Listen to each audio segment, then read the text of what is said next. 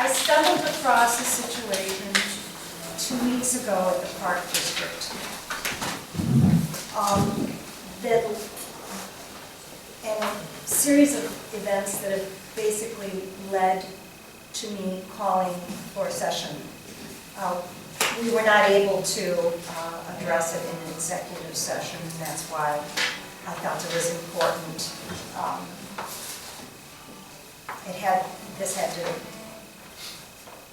I wanted to tell you exactly what I knew.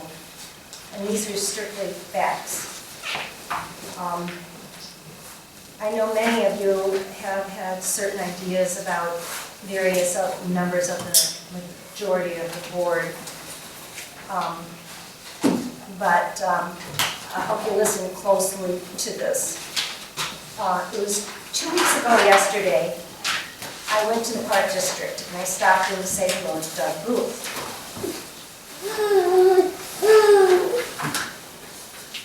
He seemed very upset, and that's my perception. And he pushed an invoice across the desk at me. It was an invoice for LED lighting, only it wasn't to write a check, it was to go by PayPal to Silosky is the name, and it had an address. He had been asked by President Hurtado to put it on the Park District credit card. And he went to his executive director, and Mr. Booth did not feel comfortable. And of course, the executive director said, don't. And he did not. Somehow the maintenance department ended up paying or sending a payment to PayPal. And he was very upset about this. I told Reverend Booth, I told Doug Booth, I said, well, I'll go talk to Mr. Peck about this. And he said, no, don't do that. He was afraid for his job. So, number one, I would like to thank Doug Booth, and I hope you will too. I know a lot of people have bad feelings, but this guy's got a moral compass. And he was scared too, but he brought it to my attention. So I said, okay, I'll just see what I can find out. And I went to the executive director and I sat down and basically just chatted a little bit here and there about this and that. And then I said to him, I said, I know you don't tell me everything that goes on in the Park District, but is there anything you want to tell me? And he said, well, Janet, we don't bother you with the day-to-day affairs. So I said, okay. And I left. What I did not tell Doug, but was something that I knew, was that President Hurtado had a large shipment of LED lighting this past summer going to China, which was canceled, and he had ended up with this shipment of LED lights. And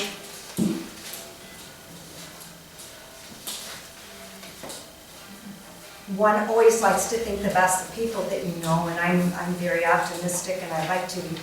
But there was deep concern on my part. I decided to think on it for a day or two, which I did because I really didn't know what to do. And you don't accuse anybody of anything. You want to find out and make sure that everything's appropriate because you expect it to be appropriate. And that's what it should be. And on Thursday night, I called Mr. President Hurtado about a meeting on Martin Luther King Day with a lawyer that he and Commissioner Newton were going to go to. And both of them had canceled. And so I said I would go, and that was fine. And he couldn't go because of a personal matter, and we hung up. Something felt right, and it felt wrong.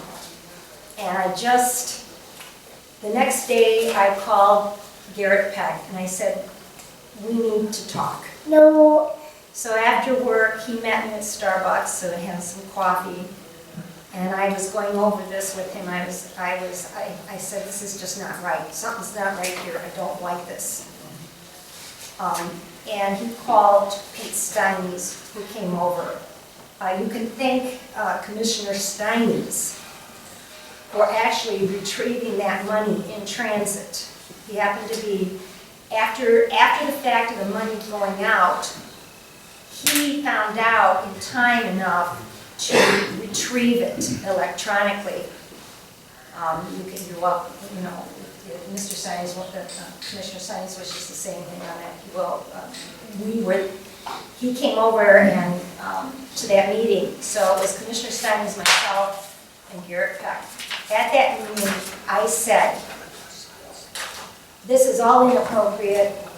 I don't have any proof of anything, but I feel very uncomfortable with this. This is not right. I said, and the president shouldn't be asking anybody to make a payment anywhere. That the executive director should do it. Never should be anybody else. So basically, I said, President Hurtado needs to resign.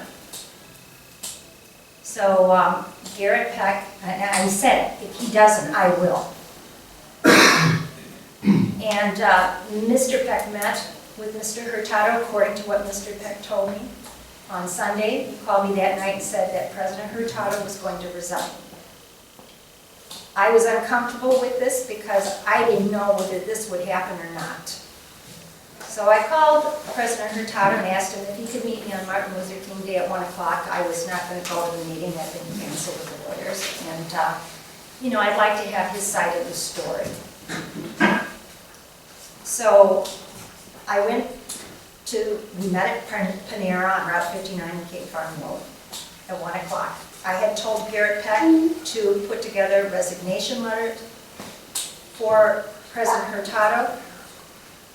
And this way, I know for sure whether he really meant what he had said the day before. If he did not, I had to prepare for what I needed to do. I talked with President Hurtado, and he told me basically that he had done nothing wrong. He admitted that the LED lights that Silosky was going to sell us were actually his. Now, legally, if Silosky is a legal vendor, a person can sell to that vendor and that vendor could sell to the park district and it would not be illegal. However, we could not find any company by the name of Silosky. It was the only place we found it was on a Facebook page as the name of a 22-year-old boyfriend of Mr. Hurtado's daughter. At this point in time, bear in mind, at this point in time, there is no proof that it is not. But the suspicion, just the way that everything fell into place, was highly inappropriate. And I told him, especially once I knew from his mouth to me, that the LED lights were actually his. I was absolutely furious. I said, you have to resign. And at first he said he would, and then he changed his mind. He says, I'm not going to. He says, you can take me to the state's attorney. I don't care. He says, this is a setup, and he walked out.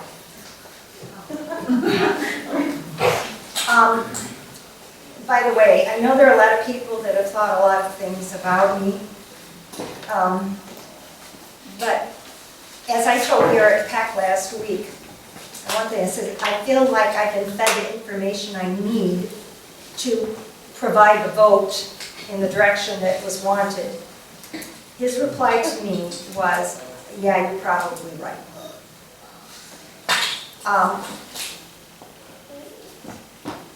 So the timeline for after Martin Luther King Day was Wednesday night. We were supposed to have a meeting, which is a point where I could resign if I wanted to, whatever. But Wednesday night didn't come. And on Thursday, Garrett Peck did resign. I did not find out from Garrett Peck. No board member called me. Park District didn't let me know. I found out from a friend who was listening to WJO on the radio. And then Friday night, we had the meeting.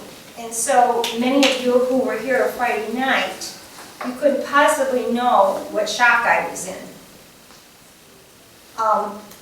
So over the weekend, I had to make a decision on what do I do.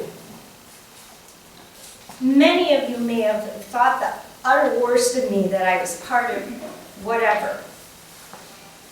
I voted as I thought from the very beginning. I came in here wanting to do good. And as far as I'm concerned, all that has transpired makes a mockery of that. And we could not talk about it in closed session, and I felt it was my duty to let the board members know. I talked with, on Monday, I came in to the Park District because I knew what I had to do. And that was to call a special session, and that would, for anybody else than the president, that takes 2 commissioners. So Mary Ludeman came over, and then I went through the chain of events that occurred with her. And that is where we've gotten to. I did not want to bring this up. I did not want this to go like this. And some people sitting out here might be, woohoo, whippy, we got it now. I don't feel that way. I feel very sad. It is sad. And what I'm asking for is, at this point in time, all I have done is tell you the facts, the timeline, the meetings. Commissioner Steinys, did you want to add anything to that? I believe you got it all covered. So it's not just a he said, she said, he said. These are actual people that were involved. I commend Commissioner Steinys for doing his part, for Doug Booth, who knew what the right thing was to do, but was scared for his job. And I hope that you will give the benefit of the doubt to, number one, to Doug Booth for doing the right thing and bringing it to my attention. Quite frankly, sometimes I wish now that I'd never stepped into his office because of the chain of events. But sometimes Providence puts good people in the right place at the right time, so that, as it is said, there's nothing covered that shall not be revealed.